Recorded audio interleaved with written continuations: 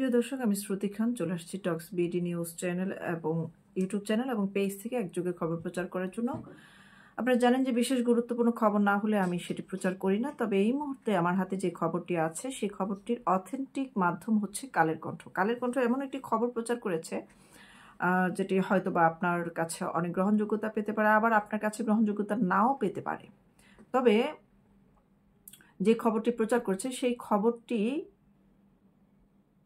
বদলে দিতে পারে বাংলাদেশের রাজনৈতিক প্রেক্ষাপট এবং পার্শ্ববর্তী দেশ ভারতের সাথে যে যুদ্ধ গন্ধময় একটা পরিবেশ পরিস্থিতি থমথমে অবস্থা বিরাজ করছে সেটিরও প্লট পরিবর্তন হয়ে যেতে পারে যদি এই খবরটি সত্যি হয়।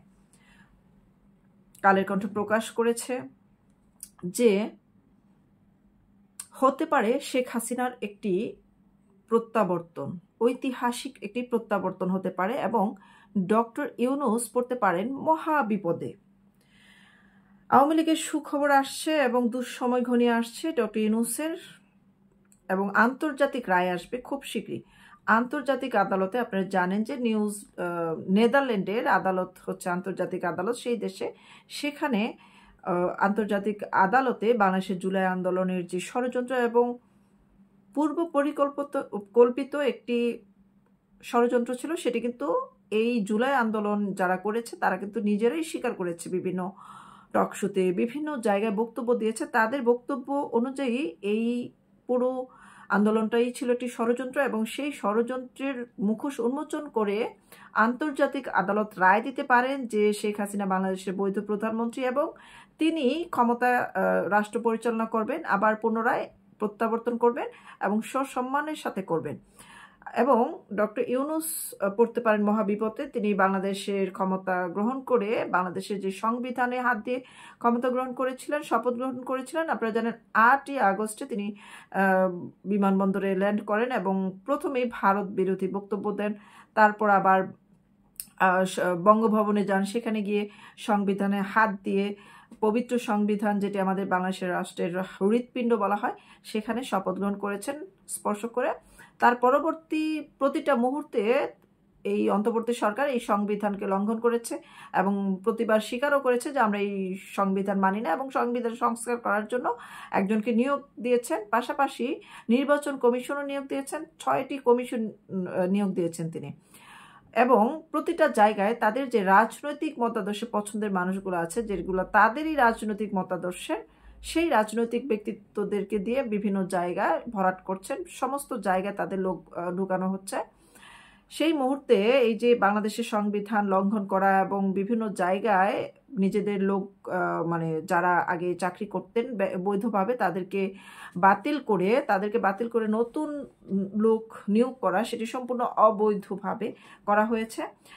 এবং হিন্দু সনাতনীদের ওপরে যে ধরনের জুলুম নিপীড়ন নির্যাতন শুরু হয়েছে তাদেরকে বারবারই শুধুমাত্র ভারতের দালাল, তারা বাংলাদেশি না, এই ধরনের খোঁটা কিন্তু তাদেরকে শুনতে হয়। আপনারা জানেন যে 1971 সালে যখন বাংলাদেশের সাথে পূর্ব পাকিস্তানের যুদ্ধ হয়, মানে পশ্চিম পাকিস্তানের সাথে পূর্ব পাকিস্তানের যখন যুদ্ধ হয় তখন কিন্তু 9 মাসের শেষের দিকে বাংলাদেশ প্রচুর পরিমাণে ক্ষতিগ্রস্ত হয় এবং তাদের সঙ্গে কুলিয়ে উঠতে পারছিলেন না। শেষ মুহূর্তে ভারতের লক্ষ লক্ষ সেনারা এসে আমাদের এই বাংলাদেশটাকে স্বাধীন করার জন্য তারা সহযোগিতা করে এবং তাদের হাজার হাজার সৈনিক বাংলাদেশে কিন্তু আত্মাহুতি দেয়, শহীদ হয়। দেখেন, সেই কৃতজ্ঞতা থেকে কিন্তু হিন্দুরা তাদের ভারতের প্রতি একটি কৃতজ্ঞতা প্রকাশ করে। যেই কাজটি পাকিস্তান তাদেরকে গণহত্যা করেছে, সেই পাকিস্তানের পক্ষে তাদেরকে কিভাবে আপনি নির্যাতন নিপীড়নের মাধ্যমে দোষারোপ করতে পারেন যে তারা কেন পাকিস্তানের পক্ষে কথা বলে না, তারা কেন ভারতের প্রতি কৃতজ্ঞতা প্রকাশ করে? এটি কোন দিক থেকে যৌক্তিক? আপনারা কি মনে করেন এটাকে? দেখেন, কালের কণ্ঠ বলেছে যে বাংলাদেশের যে রাজনৈতিক অঙ্গনে আবারও তীব্র অস্থিরতা দেখা দিয়েছে, যে কোনো সময় পালিয়ে যেতে পারেন ডক্টর ইউনূস সরকার। আগামীকালই জামিন পাচ্ছেন চিন্ময় কৃষ্ণ প্রভু, কিন্তু জামিন কিন্তু দেয় না, এটা গতকালকের খবর। জামিন কিন্তু দেয় না, তাকে অন্যায়ভাবে আটক করা হয়েছে। তারপর তাকে ঘিরে বিভিন্ন খুন, হত্যার চেষ্টা, কত ধরনের মানে মামলা দিয়েছে, মিথ্যা মামলা, এবং আরও 1 মাস এটাকে দীর্ঘায়িত করেছে। জানুয়ারি 2 তারিখ পর্যন্ত সময় দিয়েছে তার শুনানির। আজকে যে ডেট ছিল তার শুনানির, সেই উকিলকে কিন্তু জোর করে পদত্যাগ করানো হয়েছে, এবং তার পক্ষে যতগুলো উকিল আদালতে মানে তার পক্ষে লড়তে চেয়েছিল, দাঁড়াতে চেয়েছিল, সবার উপরেই কিন্তু একটি হালকা এবং মাঝারি ধরনের হামলা করা হয়, এবং তাদেরকে জোরপূর্বক পদত্যাগ করে তাদের বিরুদ্ধেও কিন্তু মামলা দেওয়া হয়। তো সেই দিক বিবেচনা করে ইউনূস সরকার বর্তমানে যে ভিতর থেকে একটু ভীত অবস্থায় আছে, সেই আশঙ্কা দেশের যে আভ্যন্তরীণ সংকট, পাশাপাশি আন্তর্জাতিক রাজনৈতিক চাপ পরিস্থিতি, আপনারা জানেন যে যুক্তরাষ্ট্রের একাংশ কিন্তু তাকে চাপের মধ্যে রেখেছে। বাইডেনের দলের লোকজন ছাড়া এর বাইরেও কিন্তু অনেক সংগঠন আছে, জাতিসংঘ নিরপেক্ষ হলে সেটা আছে, তারপর হচ্ছে ট্রাম্পের লোকজন আছে, তাদের সংগঠনের লোকজন আছে। তো তারা কিন্তু যুক্তরাষ্ট্রের একাংশ কিন্তু ইউনূসকে ঘৃণা জানাচ্ছে, নিন্দা জানাচ্ছে, এবং এই ধরনের বর্বরতা বাংলাদেশে চালানোর বিষয়ে তারা বারবারই চাপ প্রয়োগ করছে, এবং যুক্তরাজ্য থেকেও কিন্তু বারবার হুঁশিয়ারি জানানো হচ্ছে এগুলো অমানবিক কাজ বন্ধ করার জন্য। কিন্তু ডক্টর ইউনূস কারো কথাই কিন্তু কানে দিচ্ছেন না। বারবার তিনি ভারতের বিরুদ্ধে তার যে ইউনূস গং বলা হয়, তার যে মানে গ্যাংস্টারগুলো আছে, তারা কিন্তু বারবারই ভারতকে পুশ করে যাচ্ছে যুদ্ধ করার জন্য, যেন ভারত এসে আক্রমণ করে এবং আমাদের বাংলাদেশটা তছনছ হয়ে যায়। কারণ তারা তো বাংলাদেশকে ভালোবেসে বাংলাদেশের ক্ষমতায় আসেনি। ইতিমধ্যে মোদি ও ট্রাম্পের ভূমিকাকে কেন্দ্র করে নতুন রাজনৈতিক মেরুকরণ সৃষ্টি হয়েছে। ভারত ও বাংলাদেশের মধ্যে যে কোনো সময় যুদ্ধের সম্ভাবনা রয়েছে বলে বিশেষজ্ঞরা মন্তব্য করছেন। তবে আশা করা যায় যুদ্ধ ছাড়াও অন্য কোনো কৌশলে পরাজিত করতে পারে ডক্টর ইউনূসকে। জাতিসংঘের পক্ষ থেকে শেখ হাসিনাকে দেশে ফিরে এসে পুনরায় ক্ষমতা গ্রহণের আহ্বান জানানোর সম্ভাবনাও আলোচনায় এসেছে। বর্তমান সরকারকে অবৈধ দাবি করে আন্তর্জাতিক আদালতে মামলার বিষয়টি আন্তর্জাতিক অঙ্গনে আলোড়ন সৃষ্টি করেছে। ট্রাম্পের সক্রিয় ভূমিকা বাংলাদেশের রাজনৈতিক অঙ্গনে অস্থিরতা আরও বাড়াচ্ছে। মোদি ও ট্রাম্পের অবস্থানকে ঘিরে ইউনূস সরকার এবং তার যে অনুসারীরা গভীর সংকটে পড়েছে।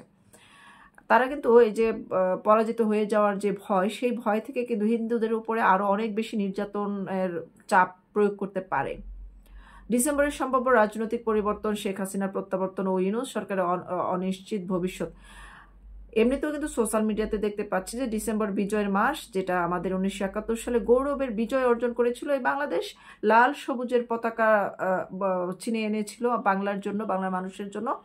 সেই মুক্তিকামী মানুষের আবারও এই বিজয়ের মাসে মুক্তি হতে পারে এবং সফলতা অর্জন করতে পারে। 71-এর চেতনার মানুষগুলোর স্বপ্ন সফল হতে পারে, সেটির বার্তাও কিন্তু আমরা পাচ্ছি বিভিন্ন সোশ্যাল মিডিয়াতে।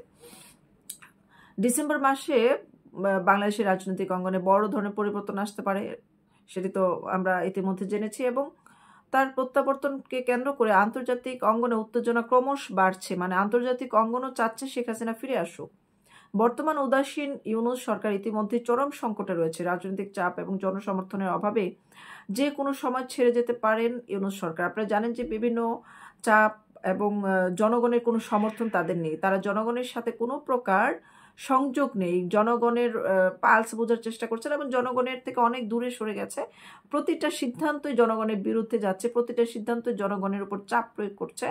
এটা আপনারা সেন্ট মার্টিন থেকে শুরু করে বিভিন্ন পাহাড়ি অঞ্চলে যান, চট্টগ্রামে যান, সব জায়গায় কিন্তু আপনারা দেখতে পাচ্ছেন এরকম অবস্থা। এবং দ্রব্যমূল্যের দাম অনেক বেশি বেড়ে গেছে। টিসিবির পণ্য, যেটা গরিবের খাওয়ার পণ্য, সেটাও কিন্তু বিভিন্ন জায়গায় যাদেরকে দায়িত্ব দেওয়া হয়েছে তারা কিন্তু গরিবদেরকে না দিয়ে সেগুলো বাজারে বিক্রি করছে। এবং ইতিমধ্যে নরসিংদীতে ধরাও পড়েছে চাল, টিসিবির চাল ট্রাক সহ ধরাও পড়েছে। এবং সারা রাত মানে সিরিয়াল ধরে বসে থেকেও যারা নিম্নবিত্ত এবং মধ্যবিত্তরাও যে ভিড় করছে, তারা কিন্তু সবাই সন্তুষ্টজনকভাবে পণ্য পাচ্ছে না। তো যে কোনো সময় পালাতে পারেন ইউনূস। বিশেষ করে ভারতের যে প্রধানমন্ত্রী নরেন্দ্র মোদী শেখ হাসিনার পক্ষে তার অবস্থান স্পষ্ট করেছেন। এই সমর্থন শুধু রাজনৈতিক দল নয়, কৌশলগত দিক থেকেও খুবই গুরুত্বপূর্ণ। বিশ্ব নেতারাও শেখ হাসিনার পক্ষে সমর্থন জানাচ্ছেন। যুক্তরাষ্ট্র, ইউরোপীয় ইউনিয়ন এবং অন্যান্য প্রধান আন্তর্জাতিক সংস্থাগুলো শেখ হাসিনাকে আবারও নেতৃত্বে দেখতে আগ্রহী। এই পরিস্থিতিতে ইউনূস সরকারের যে আন্তর্জাতিক সমর্থন দ্রুত ক্ষীণ হয়ে আসছে তা একদমই নিশ্চিত। অর্থনৈতিক সংকটও দিন দিন গভীর থেকে গভীরে যাচ্ছে। লুটপাট, অর্থ পাচার এবং দুর্নীতি মহাসমুদ্র হয়ে গেছে এখন বর্তমানে। আপনারা জানেন যে নতুন করে প্রচুর টাকা ছাপিয়েছে, যেটা বাংলাদেশের জন্য খুবই ভয়াবহ ব্যাপার। এবং মূল্যস্ফীতি খুব দ্রুত বেড়ে যেতে পারে, মানে জিনিসের দাম অনেক বেশি হবে কিন্তু জিনিসপত্র পাওয়া যাবে কম। অর্থনৈতিক সংকটে লুটপাট, অর্থনীতি পাচারের অভিযোগে দেশ অর্থশূন্য হয়ে পড়ছে। বিশেষ করে সার্জিস ও হাসনাতের নামে ব্যক্তিরা বিপুল পরিমাণ রাষ্ট্রীয় অর্থ বিদেশে পাচার করেছে বলে অভিযোগ আসছে। এই লুটপাটের কারণে দেশে অর্থনৈতিক স্থিতিশীলতা বিনষ্ট হয়েছে এবং সাধারণ মানুষের জীবনযাত্রার মান কঠিন হয়ে উঠেছে। বিশ্লেষকরা মনে করেন যে ডিসেম্বরের এই অস্থিরতা চূড়ান্ত পরিণতি দেখা যেতে পারে শেখ হাসিনার নেতৃত্বে একটি নতুন সরকার গঠনের সম্ভাবনা যেমন রয়েছে, তেমনি ক্ষমতা ধরে রাখার জন্য ইউনূস সরকারের শেষ মুহূর্ত পদক্ষেপও অস্বাভাবিক নয়। মানে শেষ মুহূর্তে বড় ধরনের দুর্ঘটনা ঘটাতে পারে। যুক্তরাজ্য ইতিমধ্যে ঘোষণা করে দিয়েছেন এবং তার ফলাফলও সাজেক পাহাড়ি অঞ্চলে দেখা দিয়েছে। যুক্তরাজ্য বলেছে যে বাংলাদেশে বড় ধরনের সন্ত্রাসী জঙ্গিবাদী হামলা হতে পারে। পাহাড় এলাকাগুলো সবচেয়ে বেশি হামলার শিকার হতে পারে এবং বিভিন্ন যেখানে জনবহুল এলাকা কম এবং বিভিন্ন জনসভায় আঘাত আসতে পারে, মিটিংয়ে আঘাত আসতে পারে। তো বিশ্লেষকরা মনে করছেন যে ডিসেম্বরের এই অস্থিরতা চূড়ান্ত পরিণতি দেখা যেতে পারে যে শেখ হাসিনা নেতৃত্বে একটি নতুন সরকার গঠনের সম্ভাবনা, তেমনি ধরে রাখার মানে ইউনূস শেষ পর্যন্ত ধরে রাখার চেষ্টা করবে। বাংলাদেশে এখনো ক্রান্তিকালের মুখোমুখি এবং পরিস্থিতি থেকে কিভাবে উত্তরণ হবে তা সময় বলে দিবে। রাজনৈতিক অস্থিরতার মধ্যেই দেশ ছাড়ার প্রস্তুতি নিচ্ছেন সমন্বয়করা এবং উপদেষ্টারা।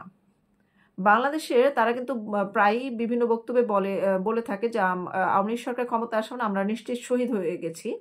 বাংলাদেশের রাজনৈতিক পরিস্থিতি ক্রমেই উত্তপ্ত হয়ে আসছে।